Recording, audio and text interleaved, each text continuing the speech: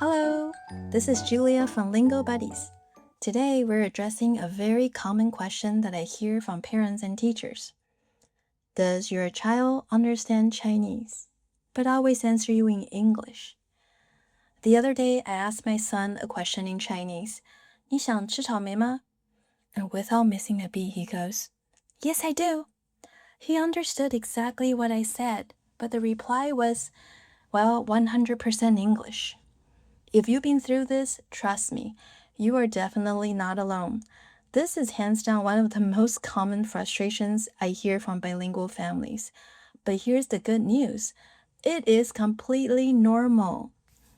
As parents, we often assume language learning is a straight line. You learn the vocabulary, you practice, and boom, you speak. But language acquisition doesn't really care about our neat little timelines.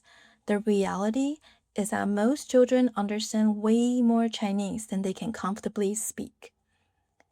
Think about when your child learned to walk.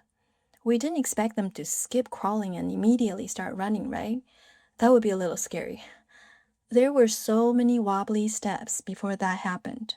They watched you walk, they learned to sit, they crawled, they pulled themselves up on the coffee table or other things that you wish they hadn't, and then, after months of practice, walking became natural.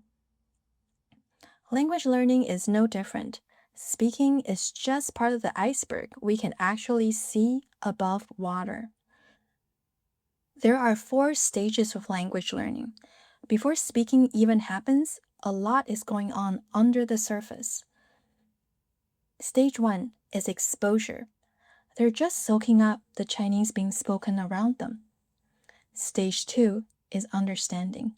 They start connecting words with meaning, even if they never say them out loud. Stage 3 is internal processing. Their brains are secretly building patterns, absorbing grammar, structure, and pronunciation without even realizing it. Only after all that heavy lifting do we get to stage 4, speaking. This is exactly why drills, flashcards, and forced corrections don't automatically lead to speaking. Knowing a word and using a word are 2 entirely different brain mechanics.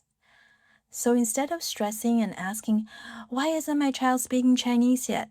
I know he or she understands. Try asking, how can I make Chinese more meaningful for them right now? One of my favorite ways to do this, pretend play. Kids naturally learn through play. Whether you're playing pretend airport, running a fake grocery store, or going on a living room adventure, your child is suddenly using language for a purpose. And that's where real communication finally clicks. So, if your child is currently a passive bilingual, understanding Chinese but replying in English, don't panic. Learning is happening, even when you can't hear it yet. Keep giving them those meaningful experiences. Keep speaking Chinese to them, giving them lots of exposure, and give them room to grow. You got this.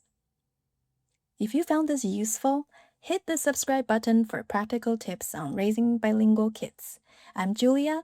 See you next time.